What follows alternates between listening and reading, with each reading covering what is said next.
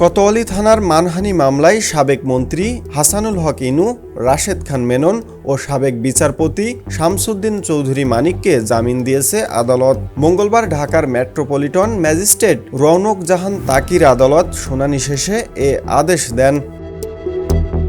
এর আগে গত ২১ জানুয়ারি বিএনপির প্রতিষ্ঠাতা ও সাবেক রাষ্ট্রপতি জিয়াউর রহমানকে নিয়ে আপত্তিকর মন্তব্য করার অভিযোগে করা মানহানি মামলায় সাবেক মন্ত্রী রাশেদ খান মেনন এবং সুপ্রিম কোর্টের সাবেক বিচারপতি AHM শামসুদ্দিন চৌধুরী মানিককে গ্রেপ্তার দেখানো হয়।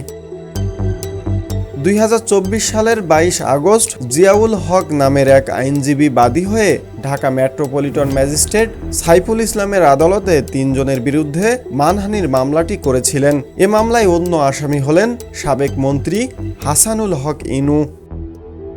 মামলার অভিযোগপত্রে বলা হয়, শামসুদ্দিন চৌধুরী মানিক ২০২২ সালের ৩রা অক্টোবর একটি বেসরকারি টেলিভিশনের টকশোতে অংশ নিয়ে জিয়াউর রহমানকে রাজাকার এবং যুদ্ধ অপরাধী হিসেবে অভিহিত করেন।